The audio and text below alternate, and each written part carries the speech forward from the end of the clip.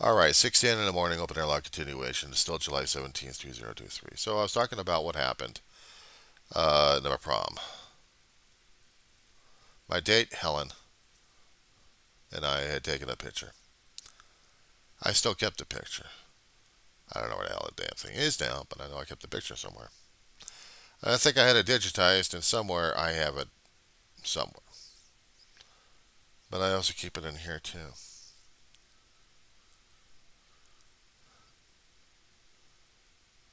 I missed her. Lost track when we left high school. I had entered the real world. College systems, I get into at least one community college. There was no, there was integration. There was no subdivision. We got along with each other. We dealt with the professors. We dealt with the students. They were all diverse. But we never did feel like we were excluded. It's not kumbaya. It's just knowing how to deal with diversity around you. And I'd get into the job market last 30 years. And it was one place after another place you had diversity. See, they got federal laws going on that have a thing about people looking at each other and treating each other like pieces of crap because they are that racially or socially or culturally diverse, or maybe biologically. And back then, we were still learning that the hard way. Me, I was trying to accept them as they are, human beings.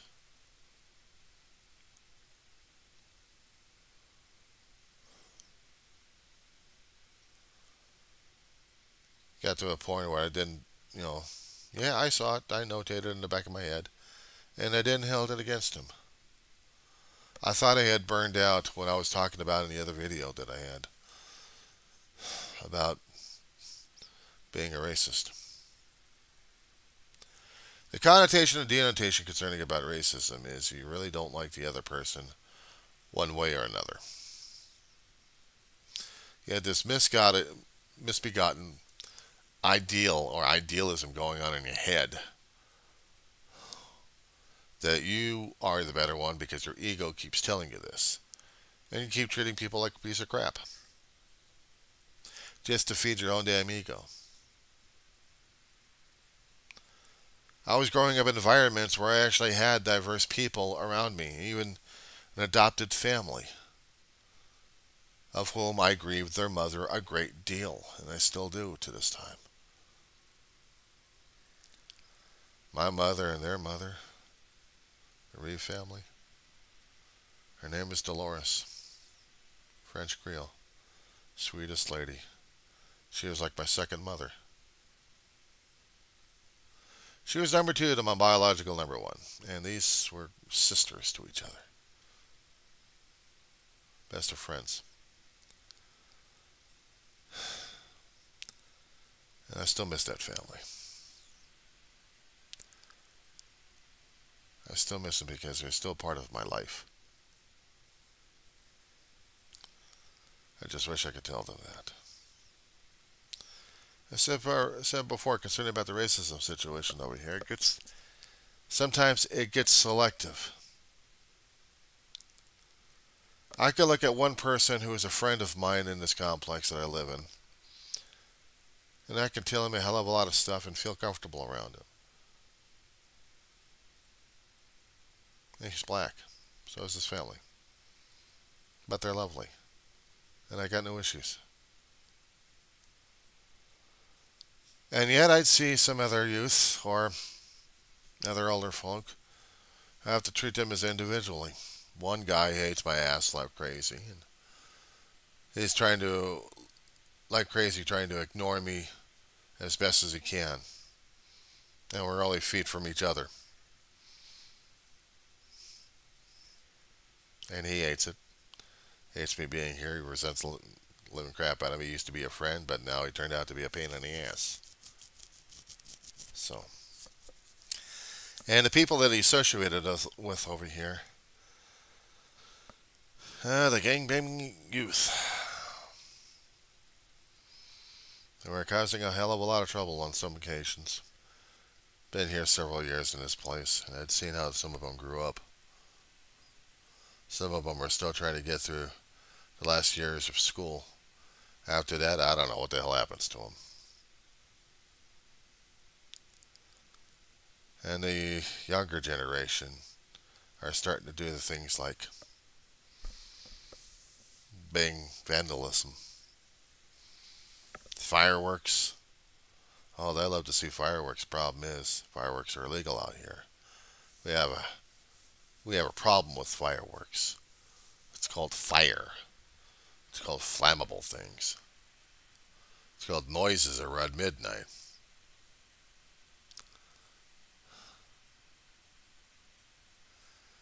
But my own reactions, I have to keep monitoring myself, my own thought patterns. I said I was racist, and I still feel like I still am. Because if I still have that kind of anger going on, then anybody I see here that I consider a friend or family, I'm going to have an issue with. Because my own damn ego, my own damn crap going on in my head is going to be the issue for them. Despite the fact that I may love them like crazy. How do you love and hate the person at the same time? You can't do that. It just doesn't work.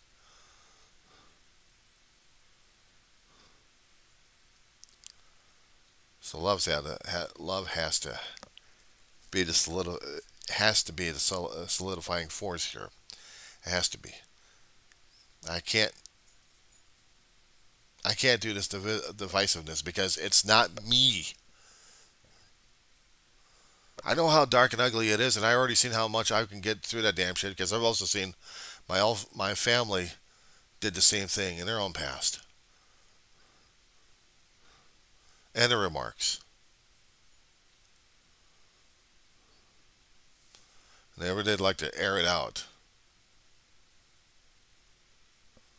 And I'm airing it out. I have to. I'm not perfect. I'm not perfect. There's no way in hell I'm perfect.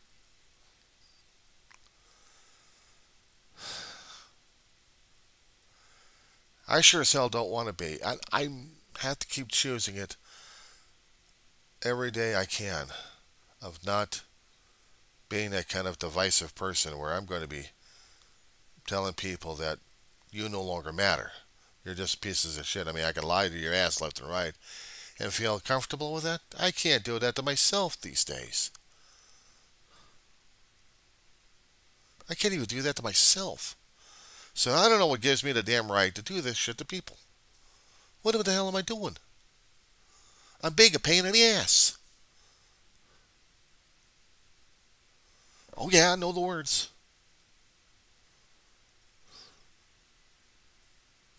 But it's not helpful throwing that shit out all the damn place. But I hear it used constantly in the music that they listen to. And they use the language among themselves. And I know for other people in my skin color here, and they consider it an insult because they can't use it themselves. And the thing is, the more I kept studying history in my adult life, I should have been doing this as a younger. Hindsight being 2020, I can't fix it. I have to keep fixing it now every single day. But understanding history, where this damn hatred was coming from, in this particular country and the situations that we had put other people through, didn't matter what kind of skin color they were, or what nationality, we still put them through the same we still put them under the screw on this one. And we learned how to hate because they were different. They were different. It was us versus them. It was the ego versus them.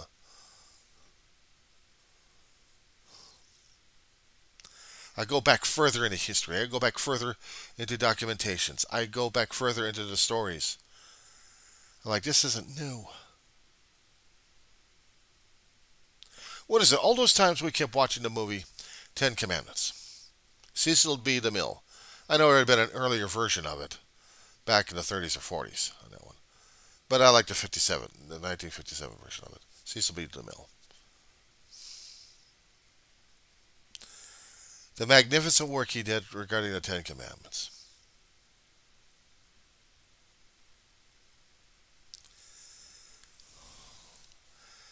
You had to see it. You had to see it.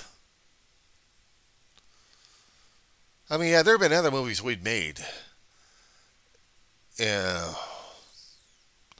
last 100 years, roughly, that we had demonstrated it more so. But the context of it, being slave because you were a religion, you're a race.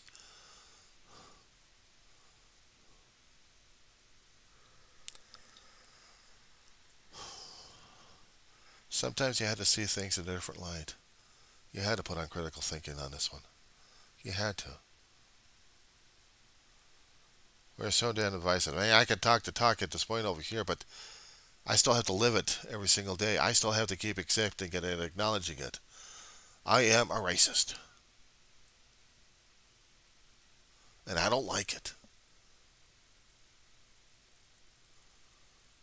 Because it means I'm judgmental. And I have to keep asking myself, why? What is it about them that pisses me off that I can't be a part of their life? Or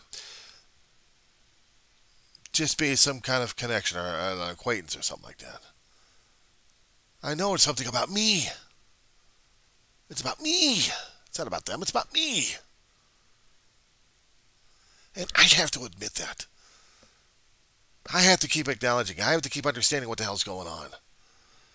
Because if I don't, it's going to have an impact. And I'm not going to be able to like it.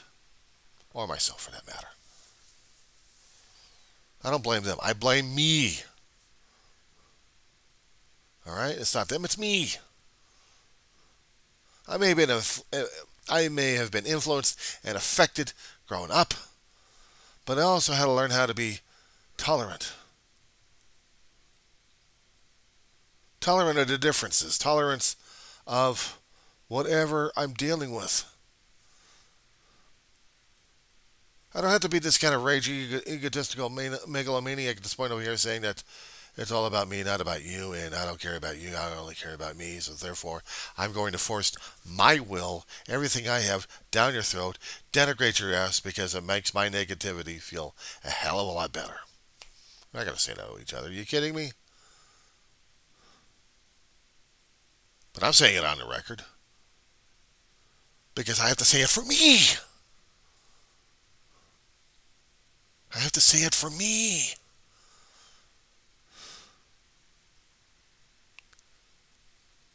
I have to learn over and over again what is racial tolerance? What is patience, love, and tolerance?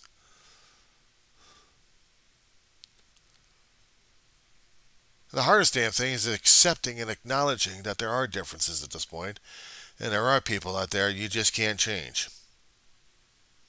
Despite the fact there may have been discrepancies, disagreements, a lot of yelling. And for one particular neighbor, I don't think I'm going to get him back as a friend. I don't know if I actually ever had him for a friend. And I have to keep letting this bastard go and everybody else I know out there who seem to be giving me the old evil eye. They're not worth it. The ones I'm saying hi and good morning to and weather chit-chat, they're calling me by my name. I keep forgetting their names, but that's me. Unfortunately, my brain is going crazy. But at least I acknowledge and recognize them as a human being. And what's wrong with that? It'd be better if I remember their damn names. It'd be a lot better.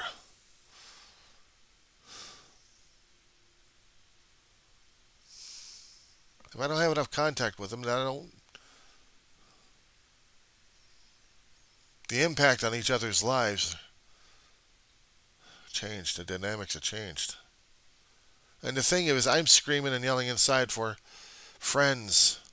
I'm screaming and yelling for support. I hate being alone.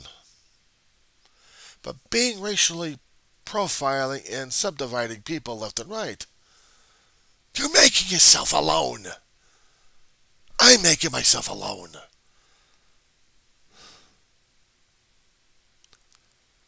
And the hardest part for me to do is not to admit that I already got the problem. I already got the problem. I already admitted that. How do I have to keep handling it every single day? And that maybe some will never be a friend. But if they become an acquaintance first and actually not try to yell and scream at my face, then maybe I've got something I can work with. A relationship one way or another. That has to matter. That has to matter.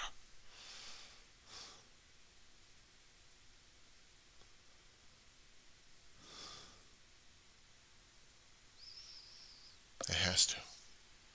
It scares me. It scares me. It should scare the fuck out of me. It should. I need to wake up. I need to see what's going on around me.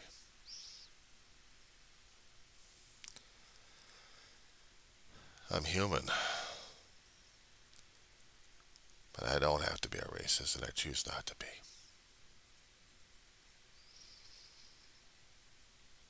I choose not to be.